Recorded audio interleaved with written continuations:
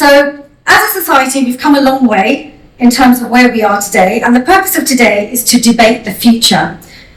Again, when I look at my inner thoughts and I think to myself, I've always pushed boundaries and looked ahead.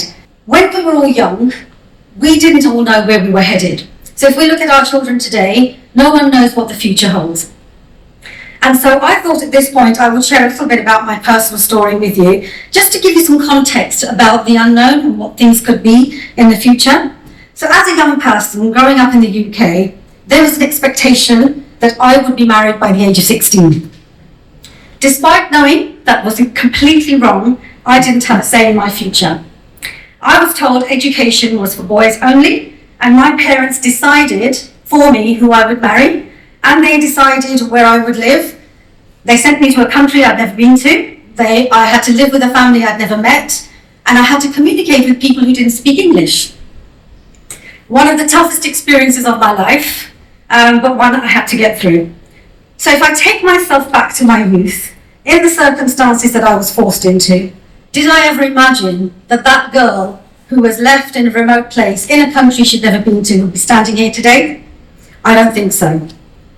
Not only did I have to find solutions to not accepting my fate, but I had to leave, breaking all ties with family and everyone that I knew in a quest to follow a path I believed in. I studied at night and I worked during the day, navigating life without any support from anyone.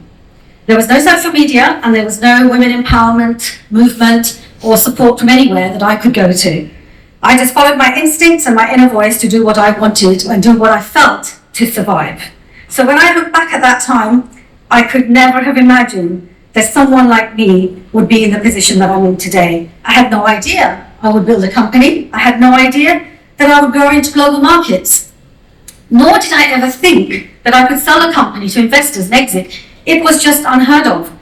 And standing here today, I would never have been imagined that all the people in this room have been so supportive of this event, of Centuro, of me personally, that I feel the whole passion around me for building an ecosystem is to create a family.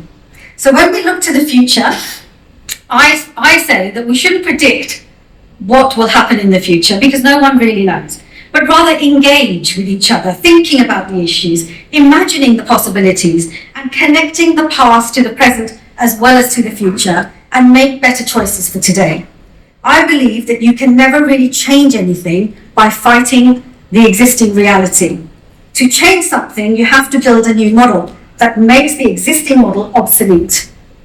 That is what I've always lived by, and Centuro is a great example of creating a new industry, a new way of working, a new ecosystem for collaboration and for all the stakeholders that matter. So whether you're a leader, whether you take care of employees in an organization, whether you're technologists, whether you're transforming a business, everybody in a company matters.